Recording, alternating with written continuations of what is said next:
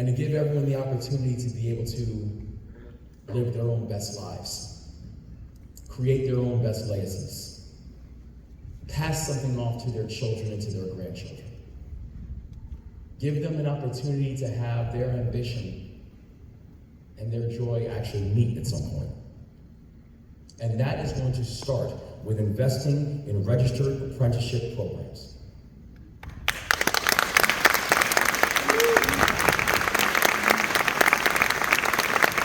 That is going to start by stopping defining success as one individual or arbitrary path. You know, I tell you, there's a great quote.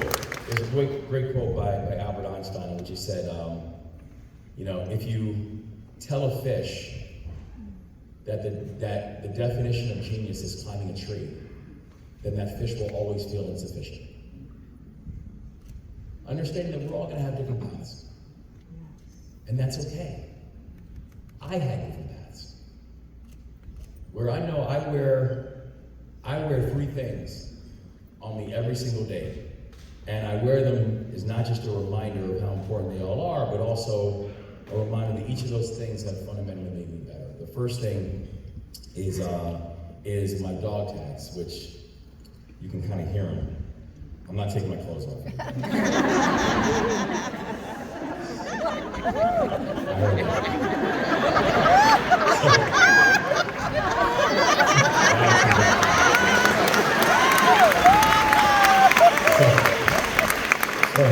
These are my dog tags.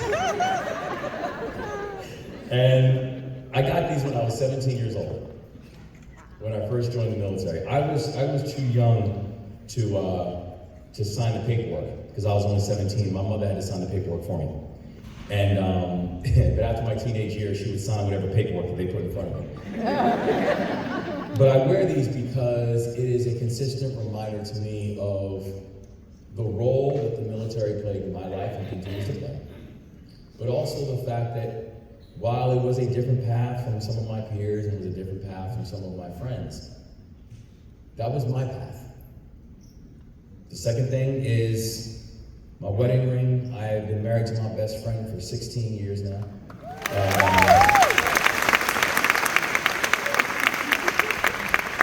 And she's someone who reminds me every single day that she makes me continue to think about being better, and she reminds me that I need to be better every single day.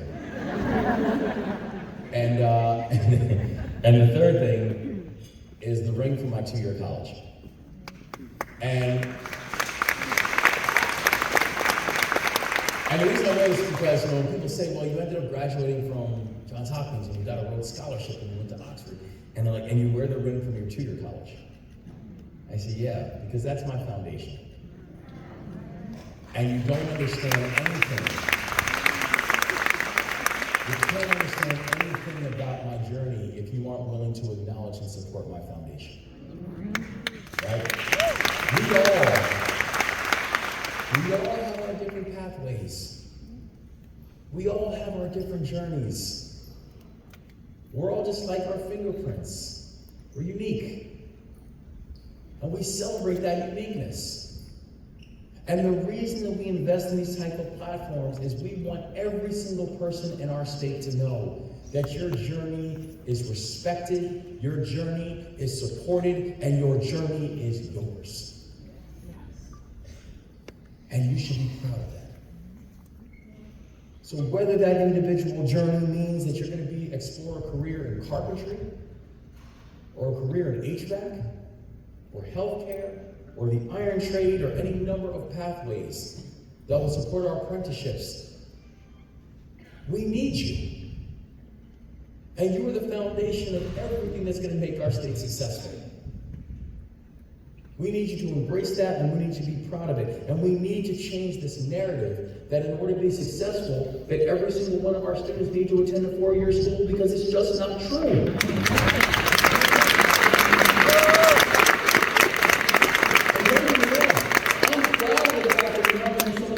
Institutions in America. That's great, and I'm proud of that. But we're going to end this myth that every single one of us must attend one of them in order to be successful. Right. And we're going to do it in our time.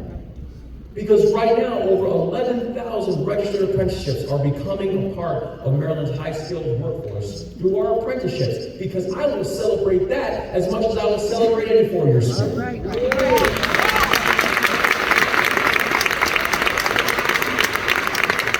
I'm proud to stand shoulder to shoulder with a bipartisan group of legislators. So let's be clear, there is not one political party that has the market cornered on good ideas on this. I'm proud to stand shoulder to shoulder with a bipartisan group of legislators in the Maryland General Assembly that increased the number of registered apprenticeships to 60,000 by the year 2030. 60,000 opportunities. And in just 8 months of this administration, we have laid the groundwork in order for us to get there, because my first budget, literally days after inauguration, included $5 million for the Maryland Apprenticeship Training Program. That includes $1 million in tax incentives for employees to make sure they're prioritizing hiring apprentices. That we, in our first legislative session, we worked with the Maryland General Assembly to secure funding that's going to build out apprenticeship programs in outdoor recreation and also in law enforcement. That in our first months, we created the first in the nation platform, a service year option and Maryland Core platform, that Maryland is now the first state in this country that is offering a service year option to our high school graduates.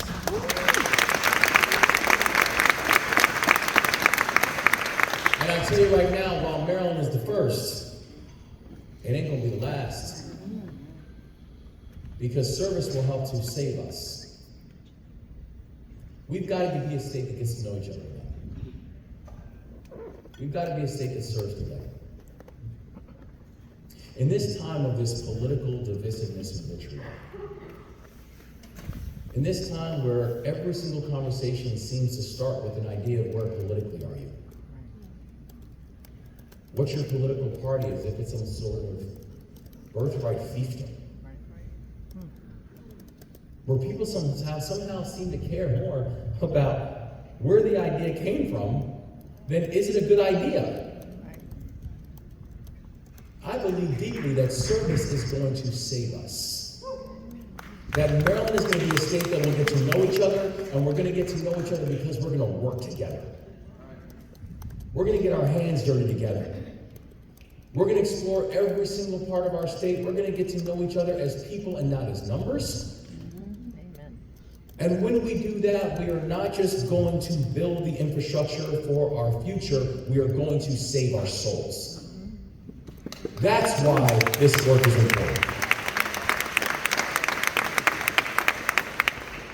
We've made an important down payment on our state's future and our apprenticeship ecosystem in Maryland, and Maryland has made the biggest commitment in the country in scaling up apprenticeships, and I want you all to know, if I said it, I meant it, and we are just getting started.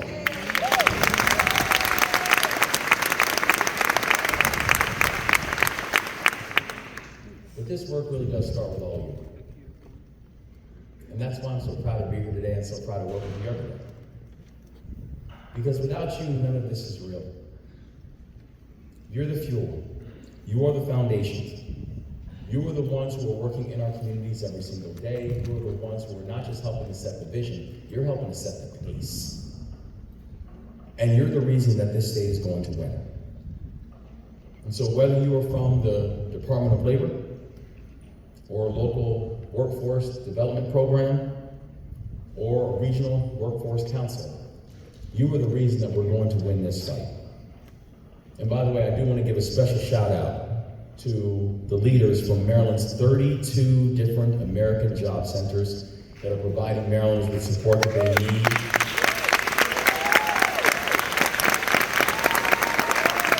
In fact, if you are working in one of our 32 American job centers, would you mind either standing or raising your hand so we can recognize you?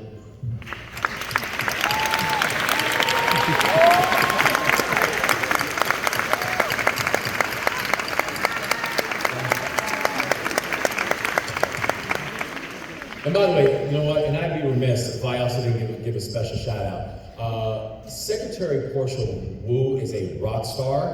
I am so happy to represent her. Where's Secretary Wu?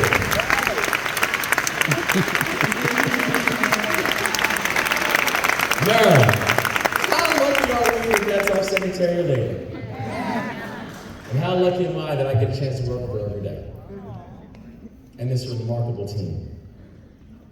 All of you are playing such an important role in this work ahead. Because of the programs that you run, because of the lives that you touch. You are helping to set the pace of why Maryland is going to win. You are demonstrating the fact that this is not just about raising the bar, it is about eliminating it altogether.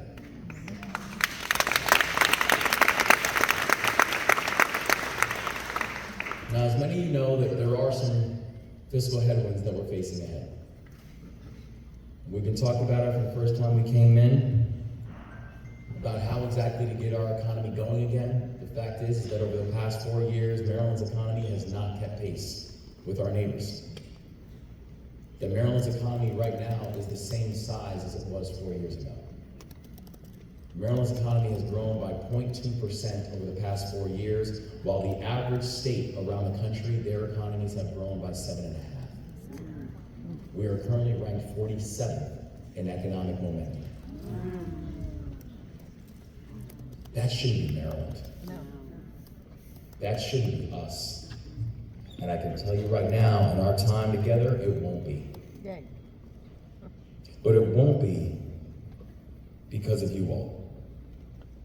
Because in order to build a strong economy, we need a strong middle class. In order to need a strong middle class, it means we need to create jobs and opportunity. We need to have folks who are getting the tools that they need to not just grow and compete, but to go out there and win. We need to make sure that we have an economy that includes everybody and not just some. We need to make sure we have opportunities for people to be able to grow and thrive and hire and start their own things. It means we need to make sure that every single person, no matter their station and no matter their start, they see themselves in the future of our economic growth, and they see themselves rooting for our economic future.